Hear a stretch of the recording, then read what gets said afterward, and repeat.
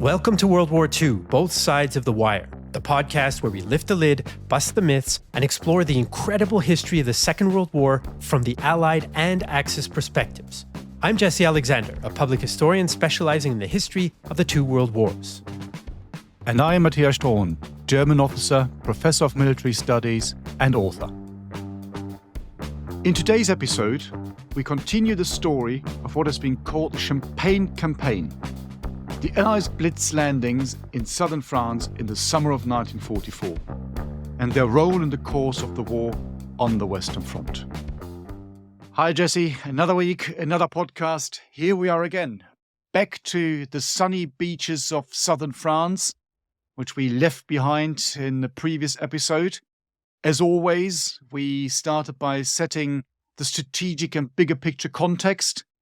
As always, we kind of got carried away, so we have to split that episode into two again, because we didn't touch on any of the real operational or tactical actions. So I think that's what we need to do today. So Jesse, where are we and where are we going from here in the summer of 1944? Should I start off with an admission that I don't actually like champagne that much? How dare you? So even though this is called the Champagne Campaign, and that kind of sounds cool, I guess, I don't know. I just don't like this stuff that much. Maybe it's just me. Anyway, I don't know. We can discuss it if you like, dear listeners, in more detail, champagne that is, or anything else. If you would like to become a member of the podcast, we have an online members community at bothsidesofthewire.com. Check it out if you're interested in telling me why I should like champagne, or maybe even some history stuff. Who knows? So, dear listeners, Matthias and I are inveterate gabbers. And we spent the last episode setting the stage for this Operation Dragoon, this big landing, and often perhaps semi-forgotten but significant landing in southern France in August 1944. We talked about the planning, the strategic situation, the political situation, the choice of landing in southern France versus somewhere else, strategic dilemmas in our previous episode. So if you haven't heard it, go check that out. Otherwise, we are now going to launch into the action. And Matthias, why don't you get us started? What kinds of forces have the Allies gathered for this invasion, and what are they trying to do before and during the time when they're going to be hitting those multiple beaches in southern France? So, as always in 1944, the Allies have assembled a lot of troops and materiel. The materiel question is a really interesting one because materiel shaped the strategic outlook and approach of the Allies in the Mediterranean in 1944. I don't want to go back to the whole debate about strategy and where to land because we talked about this in the last episode, as you just said. But it is interesting to look at landing craft, for example, because landing craft quite often overlooked because this is just stuff that is there and you get troops on there and then, well, they get sunk and people land and that's it. No, it's a bit more complex. Because the problem that the Allies had in 1944 was that they simply didn't have enough of these to go around. So originally, when they think about an invasion of France, the very early planning phase, they think they have a simultaneous landings or simultaneous landings in the north and the south. That can't happen.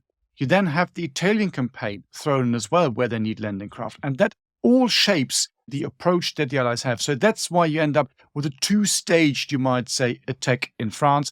The one we're looking at coming in now in August, the main landing happening on the 15th of August 1944. So about 2 months after the landing in Normandy. And the troops that are being used here are predominantly American on the Allied side. You have a relatively large French contingent as well.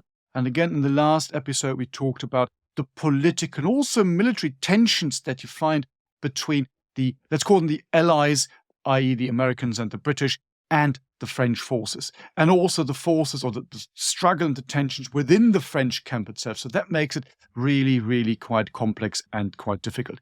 So on the French side, you've got an army which is first of all called the Armée B, which then becomes the First French Army. And on the American side, you've got the 7th Army. So a very strong army. It's formed really as an army as such in 1943, sees actions in the Mediterranean, and then becomes, you might say, the spearhead of the Allied forces going forward. So first of all, it was commanded by Patton, famous Patton, probably the most famous American general of the war. But that's before our action. You then have Mark Clark, who commands another army as well. So 2 armies is a bit too much. So the command then goes to Lieutenant General Alexander Patch. A very, you might say, safe pair of hands. He's considered by the Americans highly respected as well.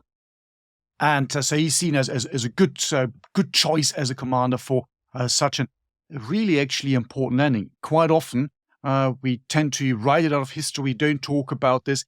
But it is important. Of course, the important thing about this landing is it's not so much from their understanding at the time, perhaps the second front of the second front, but it is logistics. This is why this really, really matters, because the beaches of Normandy, and again, Jesse, you explained in the last episode, the beaches of Normandy and the ports of Normandy do not sustain all the troops that you have in that area. So the idea is you land in the south, you link up the troops from the south with the troops fighting in Normandy, breaking out of Normandy, and then you can sustain these troops using, in particular, the ports of Marseille and Toulon. We'll see how much we get into logistics, but it's fair to say that, roughly speaking, about a third of the logistical resupply that went into France after these troops had linked up came through the southern port. So again, there's something that's quite often overlooked. We tend to get very excited about things like the Mulberry Harbours in Normandy, but actually the southern flank was really, really important. And then, of course, you have the French forces under the command of Lattre de Tassigny. He's got in his original core, really, it's 3 divisions that he uses, and the majority of these troops are the veteran troops, you might say, from North Africa. So there are a lot of Moroccan and North African troops, which to the French, in inverted commas, is not a problem. The Germans, of course, don't like it at all. It goes back to this whole idea about racial aspects and this whole idea about fighting about Africans and black troops. I mean, that's something that goes back all the way to the First World War. But of course, the Germans, even in those days, well, 1944, they still see it as a bit of an insult. They're doing it on purpose. Well, why can't they get proper white troops in? The American army, of course, completely different, completely segregated at the time. So again, a different sub-story and sub-context we don't really need to get into. But there's also a small British contingent, very, very small, mainly some paratroopers, but that only it's a small action. It's a very important action. And the British military makes a lot of it even today, because it is the one action that you find where they drop some paras. We can talk about the detail in a minute. What have I forgotten, Jesse? Well, I think one of the little facts that impressed me when I first read about this operation a couple of years ago, we did some work on it for a project at Real Time History, was the size of the fleet, the size of the landing, the invasion armada. I mean, obviously, the most famous one in the European theater anyway is this massive, thousands of craft and warships are supporting the Normandy landings. But here, they had 900 vessels supporting this landing. I mean, that is a very significant amount of vessels. That's, I think, something like 3 times the amount of vessels in today's US Navy, which is the second largest navy in the world after China at the moment. So, I mean, this is a lot of ships. And there is one extremely heavy hitter among them, which is the battleship Texas. So you have these huge caliber guns that are ready to support the landing. Another little interesting aspect, I think, to the composition of the Allied forces, and this is going to bleed in a bit to the planning, is the airborne element and the special forces element. So you have quite a few, there's French Marine commandos, there's a special unit, the formal name of which I always forget, Special Services Unit, I think it's called, which is a hybrid American and Canadian Special Forces unit.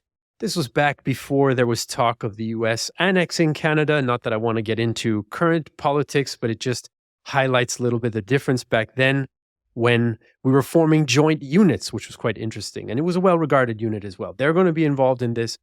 And then, of course, there are paratroopers that are going to drop behind the German lines as a part of the battle plan. So special forces are a big deal, actually, in this operation. Yes, the First Special Service Force is the name of that joint American and Canadian unit. There was a movie made out of that, an old classic movie as well, from I think the 60s. Listeners, for sure, you are all going to know that film better than me. I think it was called The Devil's Brigade or something. I don't remember the title. In any case, That's maybe a movie we can cover in one of our future movie episodes. Oh, okay. So those to me are a couple of the interesting little elements. This naval element that usually when we're talking about landings, at least land focused guys like you and I think sort of lose the naval aspect sometimes out of view, but it's going to play quite a big role, especially there's a lot of sea mines, need a lot of minesweepers. Part of the invasion goes wrong because of that, which we'll get into, but yeah. So those are a couple of the little extras, I think, that make Dragoon an interesting operation. And when we flip this and now look at what the Germans are doing and what the Germans actually have got, it's not a lot. Again, in the previous episode, we talked a little bit about the composition of the army in that particular area. So Army Group G, it's an army. It has 11 divisions. I'm not going to go into detail because it was all covered in detail in the other episode. Just to recap a little, and these are all second, third, fourth-rate units, with the exception of one tank division, that's the 11th division, but even that is weaker than it should be because it had to give some troops to the fighting up in the north in the Normandy area. So Germans on the land already on the back foot, and that also applies to the sea and also to the air. So when you look at the air component, when the landing actually happens, the Allies sent over a bomber fleet of about 1,300 bombers to soften up, as the term goes, the German defensive positions. The Germans in this entire area have about 200 planes, and that's fighters, a number of reconnaissance planes, maybe one or two bombers. So it's actually very, very weak. There is not a lot of German air. What happens when the Allies land? There's actually one guided missile, or guided bomb, you might say, that the Germans drop on one of the landing craft, and that kills a number of Americans. In the very first episode, we can look at that in a bit more detail later on. But that is the glorious time of the German Air Force there. So it's this one sortie, and that's pretty much it. So the sky belongs to the Allies, as it did basically everywhere in the West in 1944. Here, perhaps even more extreme and more extremist than somewhere else. And the same applies to the Navy. So when you look at what the Germans have got here, so basically they haven't got anything at all. The Kriegsmarine, the German Navy, had about 25 surface ships in the entire area, so southern France. And that might sound quite impressive, but, well, dear listeners, this is not the Bismarck, this is not the Tirpitz, these are not big battleships. So these are mainly torpedo boats, speedboats, S-boats, that kind of stuff. So they're really, really small things. They can't really do anything. And actually, they more or less keep out of the way because they're trying to engage this landing fleet of, as just said, over 900 vessels, cruisers, battleships, all these things. That would be absolute suicide. The moment when they do engage, it's normally because they basically bump into Allied troops or Allied ships and Allied warships that they don't want to bump into, and then they all get sunk. So that's basically it. You have a U-boat fleet as well there. So a number of U-boats based at Toulon, operating in the Western Mediterranean. By the summer of 1944, you're looking at, I think it's eight U-boats that are stationed there. One of them tries to get away, but that runs aground. So that's then scuttled. 5 of them are destroyed by Allied forces, by an air raid. And the 2 remaining ones, well, they basically take no action at all and were then scuttled to avoid capture before the fall of Toulon. So again, the German Navy doesn't really feature at all. So both the air and the sea very, very clearly belongs to the Allies, which again, even more puts the Germans on the back foot. As a continental power, the Navy and air lanes and all these things never played a prominent part in German military thinking. The air has always been seen as supporting the army on the ground, but here these 2 elements, these 2 services actually do not play a role at all. Yeah, so much for the German Navy. I think we can dust our hands off, and that's done and dusted, as they say. I did forget to mention one thing about those Allied special forces that came to me while you were speaking, is that among them is an American, all Japanese American battalion, which I think is pretty interesting. Of course, they wouldn't use them in the Pacific theater for obvious reasons, but they did use Japanese American units like that one in the European theater. So they volunteered in spite of the fact that their Japanese American compatriots were interned back home. So kind of a little story within a story within a story there. Right. So the general plan, the general idea for the Allies. Shall I sketch it out? Are we ready to take the plunge, Matthias, after after an episode and a bit. It's about time, isn't it? I think it's about the time. tension's been building, the suspense is there. Right. So the idea for the Allies is this. They're going to land on several different spots between these smaller French towns, 3 sort of main landing areas between smaller French towns on the coast of Fréjus and Cavalère-sur-Mer. Now, that might sound like a bunch of blah, blah fromage or whatever to our non-French speaking listeners. Basically, it's 3 landings in a stretch more or less between the cities of Nice and Toulon. So those are our kind of big orientation points. The 3 landing spots, they named them Alpha, Delta, and Camel. I mean, Camel, I don't know. You've got sword, you've got Juno, it's a Greek god, it's a medieval weapon. You've got Alpha and Delta, that sounds cool. And then you've got Camel. I don't know why he went with Camel. It's a little less sexy. Imagine telling your grandson, I landed at Sword Beach or Alpha Beach. No, I landed at Camel Beach. But anyway, I suppose they weren't worried about the aesthetics of it at the time for us to banter on about on a podcast 80 years later. So Alpha, Delta, and Camel are the 3 main landing areas. 3 U.S. divisions are going to land there, but there's a whole bunch of stuff going on before and simultaneous to those main landings. You're going to have, starting on August 14th, so the night before the main landing on August 15th, you're going to have airborne operations behind the German defenses. You're going to have paratroopers dropping a few British, but mostly American, including some of those Japanese Americans, who are going to try to disrupt German command and control and any movement of German troops towards those beaches. Even if your force is superior in every way, as the Allies were in this case, you're extremely vulnerable when you're trying to carry out an amphibious landing. Like today, we hear a lot about China potentially landing on Taiwan or what have you.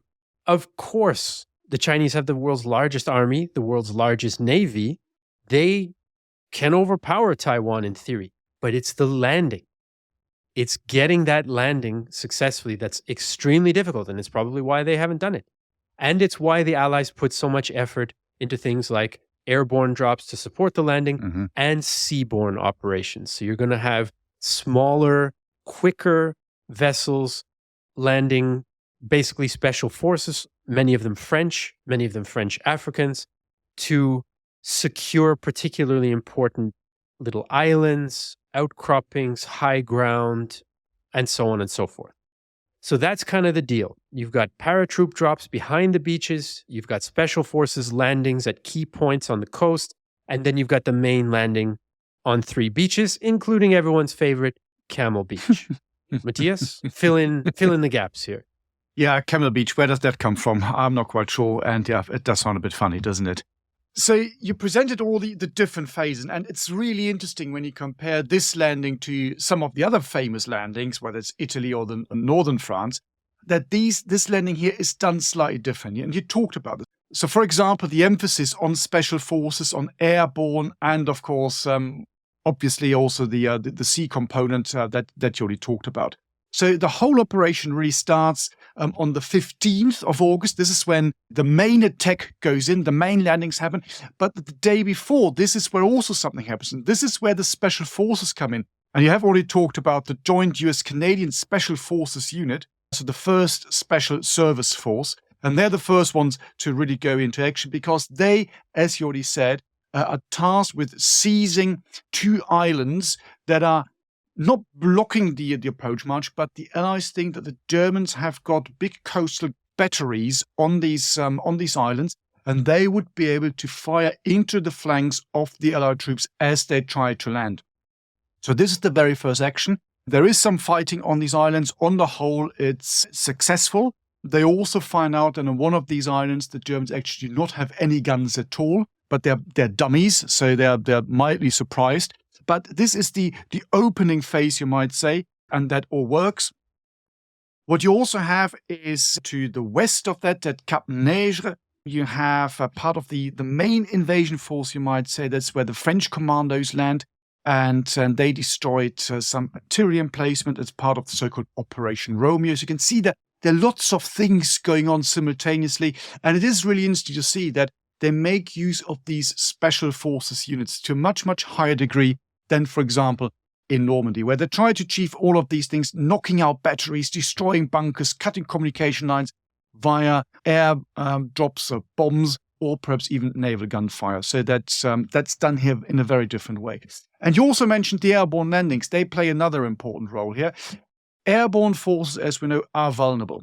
And the Second World War is full of examples where these operations go wrong. Perhaps the most famous one, obviously, Operation Market Garden. So you don't want to drop them too far inland, because the moment you drop them and the element of surprise is gone, they are very vulnerable because they're only lightly equipped.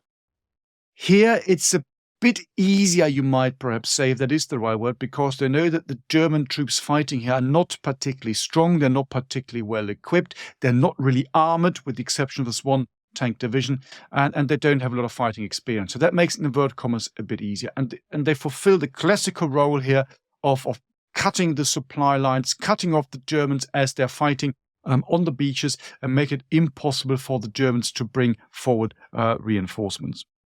And so they do that really well. I talked a little bit about the British contingent, and this is where the British contingent comes in. The 2nd Parachute Brigade, Operation Rugby, as the British call it.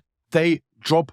Fog and clouds mean that they're completely dispersed up to 15 kilometers away from where they're supposed to be. In the end, they managed to take a number of villages. Well, dear listeners, if you want to have a look at a detailed map, so these are the villages of Le Mitin, La Motte, Clenstron, and Les Serres. And then they are attacking a bridge, because that's the main objective. It's all about bridges, because logistical bottlenecks and all these things. And that's the bridge over the river, which leads them to the main prize, and that is Le Muy. And they secure the high ground around this, and then the Americans come to their aid. And in the end, I'm cutting a very long story short, because otherwise we'll be talking about platoon-sized actions here now for the next hours.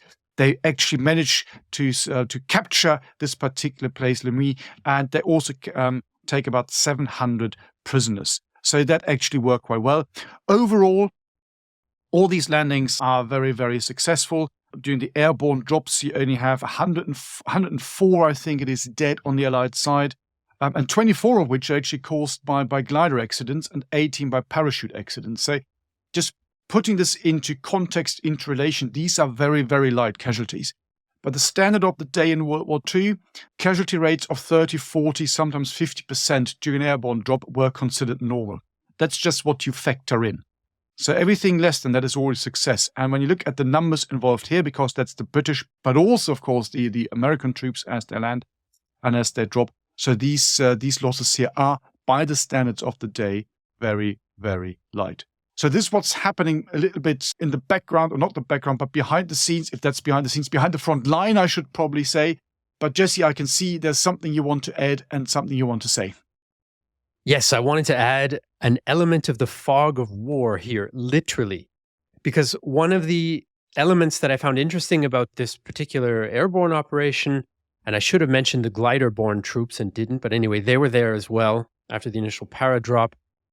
Of course, one of the main objectives, as you mentioned, is this small town of Le Muy, because it has some crossroads, and those roads lead then to the landing area. So it makes sense that the Allies want to try to disrupt German movement in that area, which they successfully do. But what's interesting is that when these drops are taking place, there's quite thick fog. And it means that more than half of the paratroopers don't land even close to where they were supposed to land. But the operation is a success nonetheless. They're still mostly able to link up with French resistance. So again, here, giving some credit to the French resistance when it actually does do something, as opposed to the legend to soothe a lot of French consciences after the war. They are useful here. They do link up with the paras.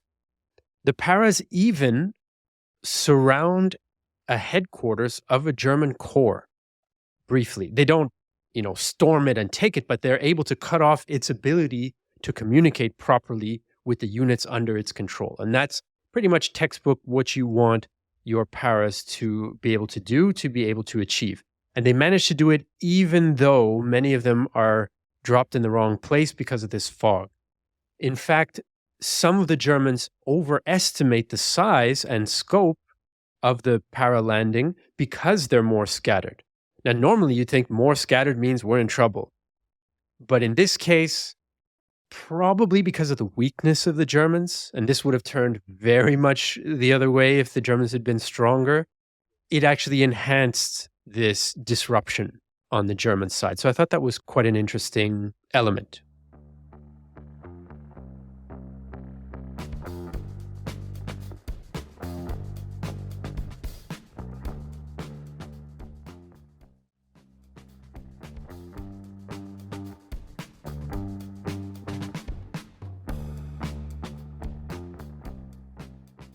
Now, for the three main landings on Alpha, Delta, and Camel Beaches, the immediate obstacle are the mines, right? You don't want your landing craft hitting mines. You're going to take mass casualties for every one of those incidents. So you have minesweepers that are trying to reduce these mines, get rid of these mines. They run into some problems at Camel Beach. Camel Beach is better defended. The terrain is a little bit different. It's got more high ground. It's rockier. So there's fewer spots where the Allies could land. So that allows the Germans to use their limited resources in a better way. And basically, most of the minesweepers are driven away from Camel Beach. So you know that it's still mined. And this creates a worry on the Allied side. And we'll see what that leads to in a moment. But one of the fascinating little details of the mine clearing attempt is the US use a thing called an apex boat. Now, they don't have hordes of them, but they used some. And if we were talking about this today, we'd probably call it, now maybe I'm slightly exaggerating. If there are any drone experts out there, you'll have to forgive me, but we might call it a naval drone because they have these small boats. They're unmanned, they're radio controlled, and they jam 3.5 tons of explosives into each one. And they can use those to take out clusters of German sea mines. So as they say in warfare, as in life, sometimes there's nothing new under the sun. We're talking about naval drones as a novelty in the Ukraine war. The Ukrainians have taken out several Russian installations and vessels that way. But the US was using Apex boats back in 1944, of course, in a limited capacity. Nonetheless, I thought that was pretty cool. The Alpha and Delta landings go fairly well. The Allied naval fire, for example, takes out a lot of the limited fortifications that the Germans do have. Just this morning, before recording, I read quite a harrowing account from an American soldier who lands, and he says, there was hardly any resistance. Machine gun nests were surrounded by, the tossed around dead bodies of the Germans because they'd been hit by heavy caliber naval shells and so on. So on those two beaches, things go well. Camel turns out to be a little more complicated. I don't know if you want to take up the story of Camel or if you want to fill us in on the general picture, Matthias. I mean, the general picture, you mentioned, you talked about it, you analyzed everything. So you've got these three divisions that land from south to north. They're all from 6 Corps. You've got a 3rd Infantry Division that lands on Alpha Beach at Cavalaire-sur-Mer. Again, dear listeners, if you want to have a look at an atlas or a map or whatever you use these days to get a feel for it and an idea. Then you've got the 45th Infantry Division that lands in the center at Delta Beach, Saint-Tropez and Lumey. We already talked about this. And then the hard nut to crack, that's the 36th Infantry Division right at Camel Beach. And yes, that's the one that doesn't go well for the reason you explained. And you've got the mines there, and of course you've got a coastal battery, and you also got some German anti-aircraft guns, and of course the barrels can be brought down so they can fire at the advancing troops as well, or as they get in their boats and get toward them, so they're adapted to do this. So that's where you have the strong point. And it's interesting again to see the reaction, because here the land troops asked for another air raid. It's 90 bombers coming in, again softening up, which is the technical term for this, softening up the German defenses. And still after this, they decide, it's probably not worth the effort. And this particular sector of this Camel Beach is then no longer attacked. And say, okay, we divert these troops and send them to the other two beaches because, as you said, the attacks there go really, really smoothly, hardly any casualties. I mean, when you look at the entire casualties of the landings on the Allied side, you're looking at 95 killed and 385 wounded. And 40 of these 95 are these guys who are killed by a rocket-boosted guided gliding bomb launched from a German bomber. So that's, from a technological point of view, quite exciting if you find these things exciting. And that's the one big casualty hit that the Allies take. Apart from that, the casualties by the standards of the day, I mean, it's still 95 people killed. If you think about it, today, that would be massive. By the standards of World War II, that's hardly worth mentioning, as awful as that sounds. And you talked about the Germans as well. And when you flip it again, you look at the Germans, what they're trying to do. Well, the first thing is, well, they know they can't really do an awful lot because they simply don't have the manpower, they don't have the equipment. When you look at the troops that they use at the landing beaches in the forward defense, these are also not, I hesitate to use the word good or crack troops because the Germans don't have any good or crack troops in the area, but let's call them the better troops. So these would normally be held back anyway, normally to launch counterattacks. So here you've got the second or third rate troops trying to defend the beaches. And you can see that together with this massive air bombardment that comes in, 1,300 bombers dropping bombs in the German position, plus all these ships opening up fire. The bombardment goes on for about an hour and a half, the general bombardment, and that's a lot of firepower that comes the German way. So you can see that already has an effect, even if they're not dead, and you just mentioned the example of where they find lots of dead Germans, that has a very, very big and drastic effect on German fighting morale as well. So that explains immediately why the landings are virtually, in two of these three landing areas, are pretty much unopposed. And it's only when they're then trying to go inland and to consolidate that the German plan, if there is one, then comes into action, swings into action. This is basically based on very standard German military thinking. As they say, three things in life are certain, and that is death, taxes, and the German counterattack. And this is exactly what the Germans are trying to do here. And of course, again, there are all sorts of issues. They're not mobile enough. They don't have lots of vehicles. They don't have tanks. They don't control the air. We talked about the airborne troops that have landed. You mentioned the corps headquarters that is surrounded, not seized, but surrounded, and they managed to cut some of the communication lines, which makes it very difficult to communicate.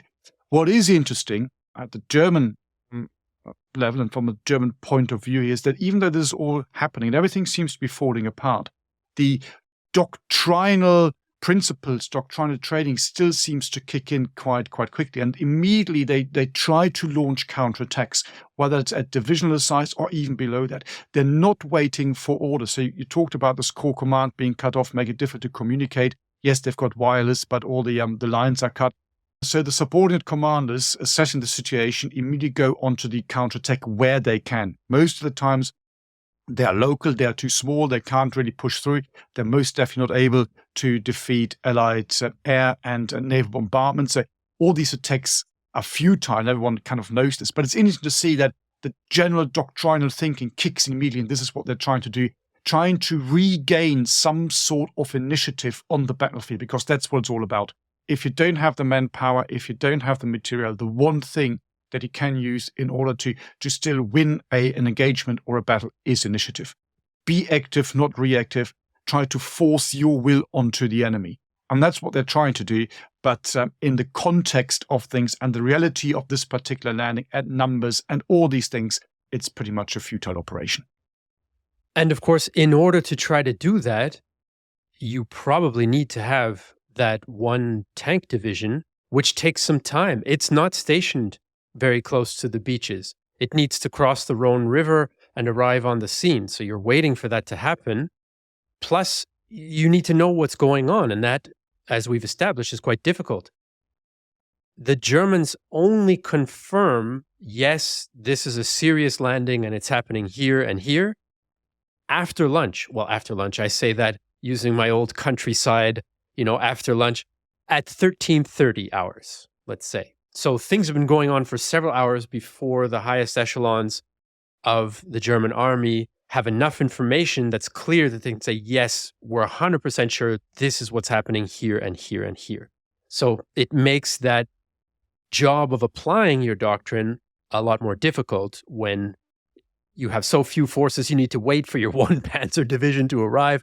and you can't even confirm what's happening until half a day has gone by. I wanted to add a little bit of spice to a couple of the things that you mentioned before we follow the Allied invasion force inland. One is this decision to cancel part of the landing at Camel Beach. This decision is taken by U.S. Admiral Spencer Lewis. He basically says, yeah, the other two landings are going great. We know that this is going to be a costly place to land. So he calls it off at the sector of Camel Beach called Red and lands them instead at a different sector of Camel Beach called Green, which is farther away from one of the important Allied objectives, which was a German airfield. Well, French, I guess, but under German occupation. So that airfield is important because if you're the Allies, of course, as soon as possible, you want to be able to have local airfields under your control so that you can fly in close air support for your troops, so that if those Germans are counterattacking, if those German tanks arrive, you can have typhoons or whatever to be able to disrupt that and to be able to support your ground forces. But Admiral Lewis decides, yeah, I'm going to weigh that versus the potential danger to the landing force, and I'm going to cancel that part of the landing and send them somewhere else. A U.S. Corps commander, though, General Truscott, was unhappy with his decision. He thought it was the wrong call to make. He thought this is going to, not having this airfield, not taking that risk of a hard landing and giving up on the airfield for the time being. So, of course, they captured it, but he felt we could have captured it sooner and it would have then accelerated our other operations. In hindsight, Truscott's concerns don't matter because we know that the whole thing went off relatively easily for the Allies. But, in the heat of the moment when that decision is being made, Truscott is worried my corps is not going to have enough air support. So here again, it might seem like a minor temporary dispute. Spencer Lewis was obviously correct with hindsight, but at the time, these are the types of difficult decisions and disagreements that commanders are weighing in the heat of the moment.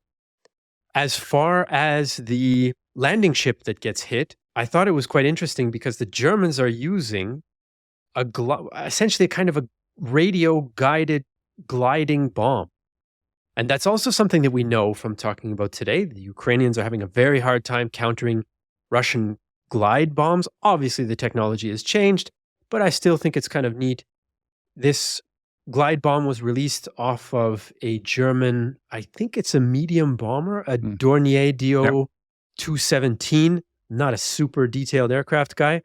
But there's an account. I found an account from an American, or I have an account. I didn't find it myself, but in this case, there's an interesting account where he describes what this looks like because it's quite an anomaly for a World War II soldier to see a glide bomb going off. So I'll just read it out here and we can get his impressions. A bright red flaring rocket-like object seen about 100 feet directly under a twin-engine, twin-rudder plane. The object was apparently motionless.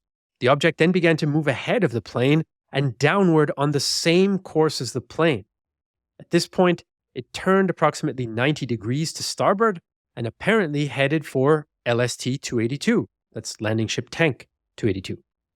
Bright red flame and white smoke were seen coming from the tail of the object, which resembled a miniature plane. So we're seeing there through the eyes of this American junior officer, him seeing a new and unknown to him weapon of war in the form of a radio-controlled bomb in 1944, which I thought was pretty cool. So the Allies get off the beaches, and I think we can take the story to the fall of the Montélimar position, which is a town just north, a little bit north of these beaches. The Allies get off the beaches, and then they have some decisions to make. Do you rush north as fast as possible? Do you try to cut off the German forces? What do you do about these big prizes, these big cities like Toulon and Marseille? They want to allow, for political reasons, French forces to capture and liberate Toulon and Marseille. That means, though, that some valuable Allied units, then the French units, including some armor, are not going to be available to support the US forces that are pushing north, a group that becomes called Task Force Butler. And they're struggling from fuel shortages and so on, but they also are struggling from not having enough troops to do what they want to do, which is cut off those retreating Germans. Tell us how it plays out, Matthias. Well, this is, of course, a fascinating episode, and we're now back into a war of movement, and basically means on the German side, a war pretty much to a large degree of running away. I mean, that sounds too defeatist, because what the Germans actually managed to achieve in the end is a relatively impressive is too strong a word, but well-organized defeat. And they managed to... I like that. They managed to bring back quite a few of their troops, far more than anyone had hoped. And actually, one of the main reasons for this is that Hitler, which is very unusual at this time, sees sense. Because on the 16th of August, so after about 1.5 days of fighting, the Germans finally realized, you know what, we're not going to defeat this. We're not going to drive them back into the sea, so we need to think of a plan B. At the same time, you've got things happening up in the Normandy sector, so it's the Falaise pocket, and German troops being through the mill there as well. And Hitler looks at this, and actually, quite astonishingly, he orders a withdrawal of the troops from southern France. That's very, very unusual by Hitler standards, because normally by this stage, it's all about stand and fight. And say, here's the order to get the troops out. And now, basically driving back up the Rhone Valley, because that's basically what it is. The terrain, as we discussed in the previous episode, is very difficult. So there are not a lot of roads. You have to use the valley, and that's what they're trying to drive up the Rhone Valley. Of course, the Allies, not least through Ultra, because they've broken the German codes, now know what the German plan is. And so now this race begins. And the Germans want to get to a place called Dijon. That's where they want to establish a new defensive line to then wait for the Allies as they attack again. In the end, that doesn't happen because they're pushed further out. And in the end, I'm jumping ahead and cutting an interesting and long story a bit short. They end up in the Vosges Mountains where they establish defensive positions. But before that, a lot of other things happen. And you talked about Marseille and Toulon. We did say that in many ways, these two ports and harbors are the price of this entire operation, because the Allies need more logistical resupply to come in through the southern coast and the southern ports. The Germans know this as well. So they actually leave some forces behind to defend these ports. And also, while they're holding these ports, because they know eventually they will be seized by the Allies, to basically blow up the docks and make the port installations unusable for the Allies. The Germans hope that the fighting will take quite some time there. Actually, it doesn't really, to be perfectly honest. So they are relatively quick operations. Particular Toulon falls quite quickly. There's still casualties on both sides. So, for example, the fighting for Toulon, which in the end surrenders on the 26th of August, cost the French about 2,700 casualties. So they're not particularly light. The Germans, on the other hand, lose about 18,000 men, most of which, of course, are prisoners of war. So you can see, again, by the standards of the day, by Second World War standards, this is a very impressive and successful operation on the French side. When you look at Marseille, it's a similar situation. The German collapse kind of collapses and crumbles quite quickly. There are a number of isolated strong points and strongholds that manage to hold out and continue the fight. But actually, on the 27th, the city itself is pretty much liberated. And on the 28th of August, the Germans officially surrender. Again, looking at the casualties, about 1,800 French casualties compared to about 11,000 German ones. So this is now all in Allied hand. It will take some time until they can really use these ports, because the Germans did blow up quite a few things. But the prize is already there. Now the next prize is trying to cut off the German forces as they withdraw, as they basically retreat, and you might actually say run away. And the Germans, of course, trying to prevent that from happening.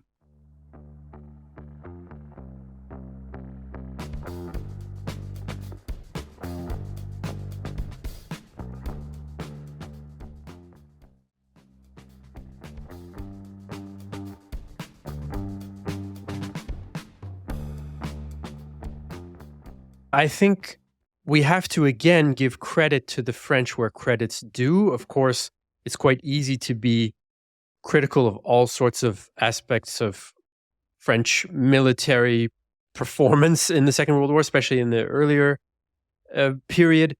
but the population of Marseille rises up against the Germans. So you might say, well, yeah, of course they're rising up now that it's clear. But when the Germans are still in control of the city, it's quite a risk to life and limb to rise up. There are a lot of people who carried out acts of resistance against the Germans in the final months or final year or even final weeks or even days of the Second World War who paid for it with their lives.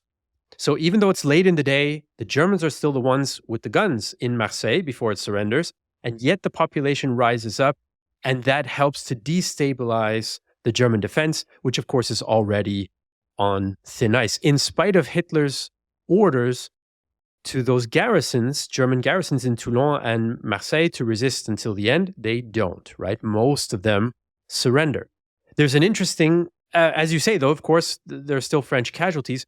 There is a small monument in Marseille. There's a church way up on the hill looking over the city.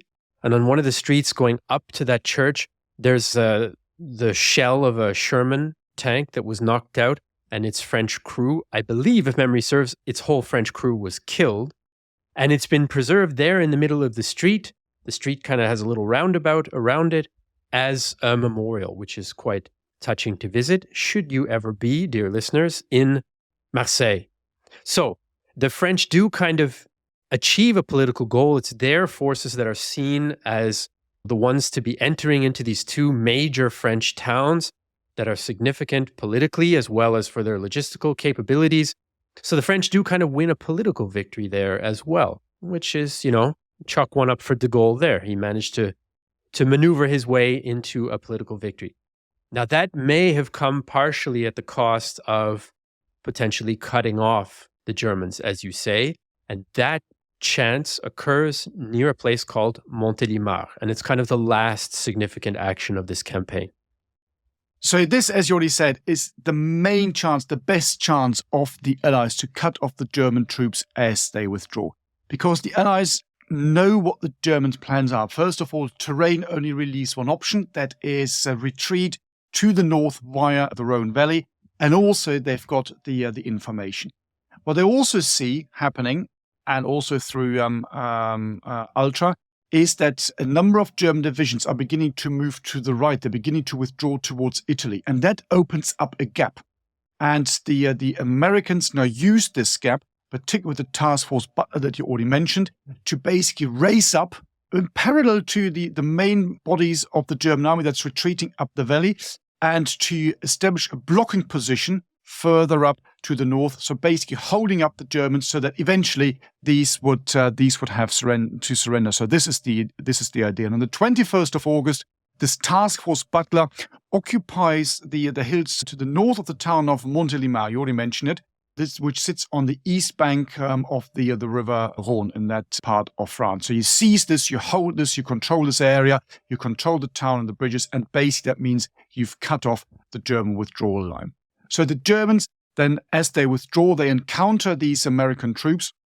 And this is where you get, by the standards of this particular campaign, quite heavy fighting. And what is really interesting is that neither side originally can gain the upper hand. The Americans, because they rushed up there, they're beginning to run out of ammunition. They're beginning to run out of resupply. So they're a bit weak. And the Germans, because they're weak anyway, they can't really break through. And there's a wave after wave of the Germans that attack. The Americans are able to hold the line at that particular time. In the end, the Germans then bring forward the last remaining real reserves, so the fire brigade of this theater, you might say. This is the remnants of the 11th Tank Division, and they attack. And again, after a lot of towing and throwing and attacks and counterattacks, I don't want to go into all the nitty-gritty tactical actions here.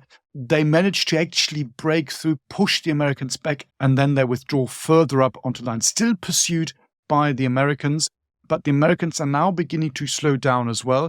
The Americans are in need of resupply. The Germans are completely at the end of their tether anyway.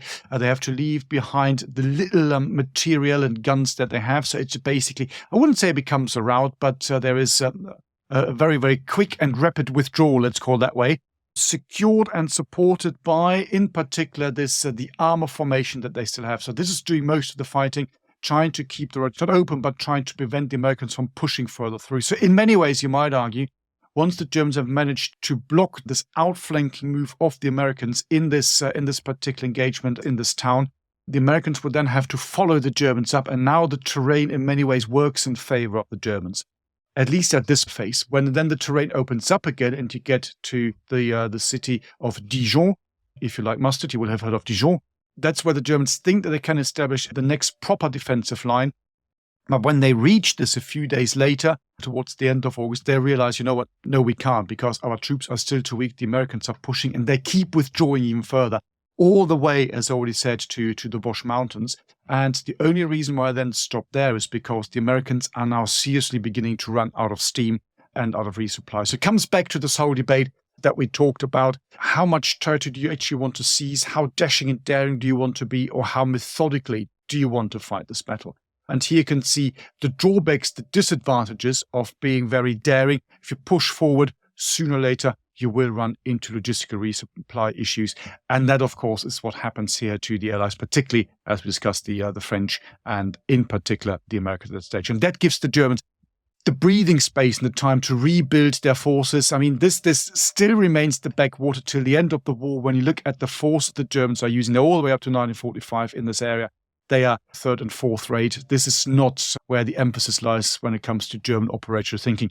Whatever of that still remains at that particular time. Because I said, at this stage, they're just reacting and no longer really acting, trying to impose their will on the enemy. So this one tactical action, it's a very, very famous one, because you have this constant towing and throwing. No side can really break through. There's a bit of a stalemate, actually, that develops for a while. In the end, the Germans managed to break through and withdraw further up the road further to the north. But it's the famous action because this also, as I said, was the one chance opportunity where the Americans might really have cut off the entire German withdrawal. In the end, it doesn't happen. And about 2/3 of the German forces from that withdrawal from that area actually do manage to escape and arrive back at the German front line, completely broken, demoralized, shattered, with no equipment. But at least from a German point of view, the soldiers are still there. Yeah, and they also managed to save about 3/4 of that tank division. Yeah. Under strength though it was. So a bit of a missed opportunity perhaps from the Allied side.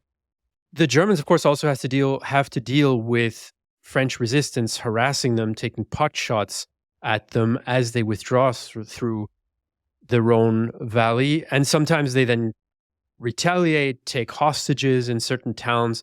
There's an account from a priest in a small town of Saint-Vallier that is an interesting example of that, if any of you out there would want to look that up. So that, ladies and gentlemen, was the story in 2 episodes of Operation Dragoon, the Champagne campaign. Without any champagne, from my point of view, if it were up to me, the Allies are able to be successful, of course, given they have overwhelming force. They're not able to cut off the Germans entirely, but they do capture those critical ports that eventually take something like 1/3 of all the Allied supplies going into the Western Front for the remainder of the war. So that's how Operation Dragoon played out. Thanks for being with us. If you liked what we had to say, or you have a bone to pick with something we had to say, do let us know. And of course, if you want to support the podcast, you can become a part of our members community at bothsidesofthewire.com. And for a limited time only, as the saying goes, you can get a discount by using the code DEEPDARKWOODS in honor of Matthias. So that's it for today's episode, folks. We'll see you in the next one. You've been listening to World War II, Both Sides of the Wire, a Battle Guide production. To support the creation of future episodes, consider joining our dedicated supporter community, where you can enjoy exclusive benefits and connect with like-minded individuals. For more information, please see the show notes, and if you appreciated this episode, please leave a review on your chosen podcast platform. Thank you for listening. You've presented the picture and it's all there, isn't it? So what am I supposed to say? Where am I? Sorry. I'll find something. Linus, cut it out. I'm not quite sure what I'm saying now. What am I supposed to say? Well, actually, it's like if you had a job interview and you say, what's your greatest weakness? I work too much. I work too hard. I don't know.